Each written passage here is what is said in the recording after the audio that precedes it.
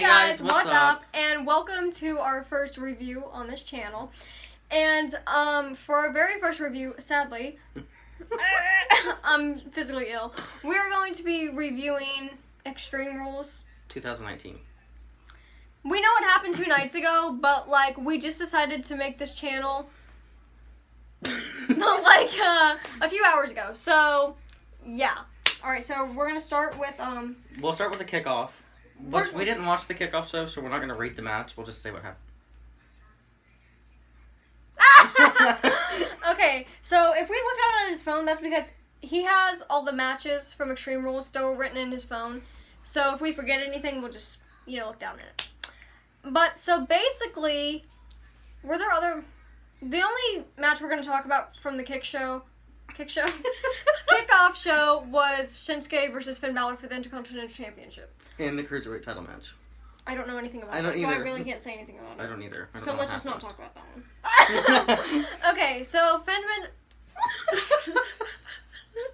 This is going horribly. Oh. Finn versus Shinsuke Nakamura for the Intercontinental... For the Intercontinental Championship, which, mind you, Finn Balor was the Intercontinental Champion, and he's my favorite wrestler. And, we didn't watch the full match, but I saw the ending because they showed, like, a replay of it, where Shinsuke won the title. So... There you go. We can't review the match or rate the match because we didn't watch the kickoff show, but we'll rate the rest of the matches on the normal show. The actual show. How about we just give our opinions on if we think, like, Shinsuke should have the title and, like... Okay. Who wants to go first? So, obviously, Finn Balor's my favorite wrestler. I would have liked to see him hold the title a little longer because they did not use him after Money in the Bank for, like... 2 months. 2 months. So, I was hoping his title reign would be a little bit longer, but, if Shinsuke Nakamura is going to do something with it, unlike he did with the United States Championship, which is, a whole different story, then I guess I'm fine. They needed to push Shinsuke Nakamura anyways, so... I'm fine with Shinsuke having the title, even though I love Finn. Although, what makes me mad is that they didn't have Finn defend it or wrestle for like 2.5 months when he was Intercontinental Champion. So, like, his title reign was... And that wasn't his fault. So I guess I'm glad that Shinsuke has it now, if they use him correctly. Alright, now let's get to the actual... I have to get my charger. My phone's at 4%. Event. Well, your phone can, like, last longer than 2%, so... Chips. Okay, so the actual show started off with The Undertaker and Roman Reigns versus Shane McMahon and Drew McIntyre in a no-holds-barred match. Okay, you can talk about it first. Okay, so that match surprised me because I obviously didn't have high expectations for the match for many reasons, and I didn't have low expectations, so when it happened, I was like, the match was good. So Roman Reigns and Undertaker won. Of course, why would Shane and Drew win?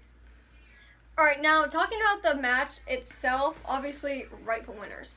So out of 5, we'll rate the match out of like 5. I'm just gonna talk about the match for a minute before we actually rate it.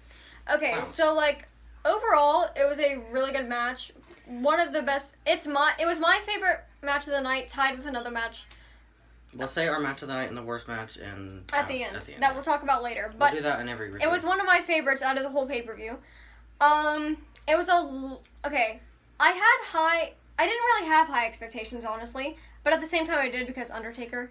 But like Shane McMahon, I knew they weren't gonna win, but for a second there they had me worried. Like, you thought Undertaker was dead, and then he said, "Arise, awoken, R.I.P. me."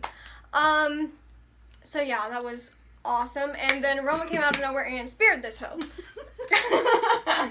Yeah, so, I'll rate the match 3 out of 5. I don't want to, like, because, like, a 5 out of 5 match is, hard to get, especially with WWE. A 3 out of 5. I'll give it a 3 out of 5. I'd say a strong 4.5 out of 5. I really liked the match. I really enjoyed it. Okay, so the next match was the Raw Tag Team Championship match, The Revival versus the Usos. Moment of silence. Now, let me tell y'all, I was so dead set on the fact that the Usos were taking the titles off Revival that I didn't even have a doubt in my mind that the Revival was winning. losing. And they won, so they're still Oh champions. yeah, like we did predictions for who we thought would win each match. And we were like literally 100% like the Usos are winning. We prefer them over the Revival, obviously, but that's not the only reason. We just we really thought. We really, really thought. The match itself was solid. I mean, it was a good match. But I just really can't believe that they made the Revival retain. There's really no reason for it. What was the reason? What was the reason? Unless they have a solid plan for the Revival at SummerSlam, which I ain't seen it anywhere, so. If I find that clip of what was the reason, I'm putting it in. But I'll rate the match a 2.5 out of 5. That sounds bad. That's pretty but bad. But I don't want to. Huh? That's pretty bad. Okay, I'll rate it a 3 again. No, don't rate it a 3 because it definitely was not as good as Shane and Drew's match. Okay, I'll rate it a 3.5.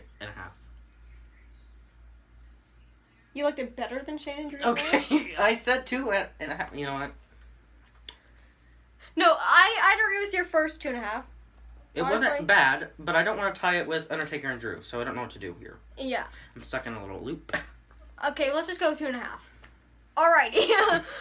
What was the next match? You didn't rate it. Oh, for you, that's the same thing? It's just the same thing. Okay, Aleister Black versus Cesaro was the next match. Oh, okay.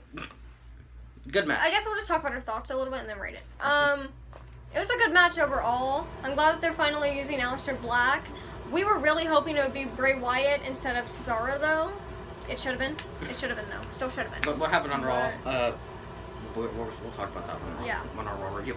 But good match, great match. I wasn't expecting anything less from these two because they are we need to talk about Cesaro's gear.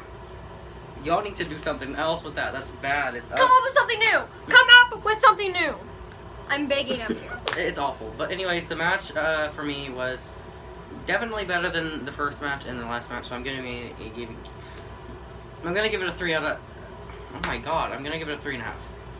I give it a 3 out of 5. Alright, so what was the next match? Was the SmackDown Women's Championship match. Alexa Bliss and Nikki Cross. Damn, you know the order. I'm like, what Bayley order for the SmackDown Women's Championship. Okay. It's awful. Spoiler alert. Okay, we'll talk about the background of this storyline a little bit, I guess. Not in too much detail because we'll talk about that more in our Raw and SmackDown review. But so basically, Nikki Cross and Alexa Bliss have this friendship going on that's bound to end. I'm surprised it hasn't already. And originally it was just supposed to be Alexa Bliss versus Bayley for the SmackDown Women's Championship.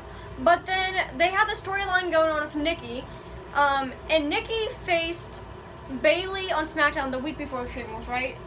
To see, if she won the match, then Alexa would earn her opportunity for the title at Extreme Rules. And she won, and they made it a 2-on-1 handicap match. And my thing is, it should have either been a triple threat, or it should have just been Alexa versus Bayley. It being a 2-on-1 handicap match was just not it. It ruined the match, honestly, completely for me. And, I'm probably one out of the 100 people that actually enjoyed their match at Stomping Grounds and thought that they could put on a better match at Extreme Rules. But, no hate, no shade, no tea to Nikki Cross. I stan her, kind of. I don't like Bayley, and we'll get into that some other time. But, the match was honestly 1.5. That's how bad it was. The worst match on the card. I probably shouldn't have said that because we're going to save that for the... Bayley retained. I'll give it a 2 out And of 5. Sasha Banks didn't come back. I'll give it a 2 out of 5. The only reason why I'd give it a 2 is because there were a few cool moments. It wasn't terrible. There were a few cool moments and there were cool moves, obviously. But the match as a whole, overall, it was... Okay, Sorry. The next match, I believe, was Braun Strowman and Bobby Lashley, Last Man Standing. Okay. This match surprised me. Yeah, I was not excited at all for this match, I'm going to be honest, because we saw Bobby Lashley versus Braun Strowman the week before, and it was 2 seconds long. Those bitches got wheeled to a hospital. No. Was that the week before? I think so. I think that was 2 weeks before. Because that was the week Paul Heyman took over for the first night. Oh yeah, you're right. Well, either way. Anyways, the match surprised me. They were up and out of the arena. They were up here, throwing each other everywhere, and it surprised me. It was actually pretty good, and I'm gonna give it a 3 out of 5. Yeah, I'd give it a 3 out of 5 as well, surprisingly. And Braun Strowman won, obviously. Nobody was. Even expecting though Bobby. I don't care about Bobby Lashley at all. He's like one of the most boring wrestlers. Yeah, I don't like him at all. And I don't even need to get into it because everybody agrees. But glad Braun won, so yeah. Yeah, pretty Pretty predictable. to me. Let's be honest. Okay, so now we're going to talk about Ricochet versus AJ Styles for the United States Championship. Great match. Yeah, it was a really good match. My voice crack. I wanted Ricochet to retain because he didn't have the title for long at all. He had it for like, what? A month. He won it. 3 weeks. But with that being said, even though he could have had a much better and longer title run, I'm actually surprisingly not mad that AJ captured that title. And I think it was a smart move by them to turn AJ heel. So he's back with the club, and I'm excited to see where that goes. But as of right now, I'm pretty sure AJ and Ricochet are going to have a rematch at SummerSlam. I was hoping Rey Mysterio would face AJ because that's a dream match for me. But we're not going to talk about SummerSlam until we get the full card because we'll do a predictions video. So and that might not be for like another 2 or 3 weeks because we don't know when we're going to get the full card. So yeah, okay. So but AJ anyways, won. The match, I'll give it a 3.5. I was going to give it a 4, but I'm not going to be that generous. 3.75. Yeah, I'd give the match a 3.5. So the next match was the SmackDown Tag Team Championship match. It was the New Day. No, it was Daniel Bryan and Eric Rowan defending their titles against Heavy Machinery and New Day. New Day. It was a triple threat tag team match. SmackDown Tag Team. The rules confused me at first, but okay, because you really don't see a lot of those matches. But the New Day won, which I was happy about. They were my prediction. He predicted Heavy Machinery, even though he wanted New Day to win. I mean, it was a good match, but it wasn't the greatest match ever, but it was a good match. So, I don't really have a lot to say about that match. I'll give it a 3. Yeah, I'll just give it a 3 out of 5. Good match. New Day took the titles from Eric Rowan and Daniel Bryan. Thank God. Okay, the main event. Oh no, we have one more. No, we don't. Didn't you say there was one more for the main event? The World Heavyweight Championship match. I'm sorry, that match was so forgettable. Let's be honest here, people. Oh, Kevin Owens versus Dolph Ziggler. The next match was Dolph Ziggler versus Kevin Owens. So, Kevin Owens versus Dolph Ziggler. Kevin won in point 2, and there's nothing else to say. I mean... 0 out of 5. Let's be honest here, people. It was barely a match. It was a cool moment because what Kevin Owens is standing for right now. I will go into a rant in a different video about what they're doing with Dolph Ziggler, but now's not the time. So, yeah, moving on. The pre-main event, we'll call it. World Heavyweight Championship match. Kofi Kingston defends his championship against Mojo. Okay. I like this match, but at the same time, it could have been a lot better. And longer. Yeah. The match was short. It felt really short. But Kofi retains. Nothing new. Let's be honest. Here. I mean, I'm glad. I didn't want Samoa Joe. Yeah, I didn't want Samoa Joe to win the championship, but I feel like they've been making Kofi look a lot stronger than he is, and like realistically, he would not have won against Samoa Joe that fast. So like, I don't really know why they did it and why they played it out like that. The match itself, I don't even. 2.9. 2.9. I'd give it. I don't know if I should give it a 2 or 3. I'm just gonna give it a 2.5. I'd just because of how short it was. Yeah, we'll say 2.5 out of 5. Hold on. My heart's racing. I'm gonna start solving again. Okay, we'll take it one step at a time. We're not gonna talk about the rant until, you know what I mean? Like, we'll go through the whole match and actually talk in depth about it, and then, okay. See, yeah, because as you can tell. Oh shit! Here we go again. Okay. Also, the promo for the main event. Decent. It was a good promo. I sobbed. But anyways, do you want to give your opinions about how we feel about each team? Obviously, we probably should before we talk about the match. Yeah. Okay. So it was Becky Lynch and Becky Lynch and Seth Rollins defending their Raw Women's Championship and the Universal Championship in a mixed tag team match, Extreme Rules match. against Lacey Evans and Baron Against Corbin. Lacey and Corbin. Okay, obviously we need to say. Okay, look at my shirt. We need to make the facts obvious before. Both of our favorite female wrestlers are Becky Lynch. Her favorite male wrestler is Seth Rollins. Mine's Finn Balor. There you go. Well, And basically we both love Becky and Seth, and we obviously knew they would retain. Okay, just so you guys knew who we were rooting for before we started talking about the actual match. The match itself was Really good. damn good. I'm not gonna lie. It was the best match of the night. It was a really, really good match. I give it a 5 out of 5. I'm not playing around. I'll go to 4.5. Like, I'm really not playing around. As much as Baron Corbin and Lacey Evans get on my fucking nerves, I'm gonna have to leave that or else this is gonna be demonetized. But yeah, they were. I respect them, and especially what happened after that match. I respect them even more. I don't respect Baron Corbin because of what he did during the match. Okay, now let's talk about some of the... Do you want to talk about, like, some of the parts and, like, some of the moves? Mm-hmm. Okay, I think my favorite part of the whole match, actually, was when, they, like, set up the tables, and Becky was down. I don't remember how she got, like, knocked down, but Corbin and Lacey were going to throw Seth over onto the tables, but then Becky came up, and then Becky and Seth put Corbin and Lacey through the tables. That If was we find the clip, we'll show it. Yeah, that was like my favorite part of the match. That was really cool. My favorite part of the match was when Baron Corbin introduced Becky Lynch, and Seth Rollins went off. Okay, hold on. Okay, I'm excited to talk about this part. Before we talk about the very end, let's talk about the exciting part. So obviously, Becky Okay. Lynch and Seth retained.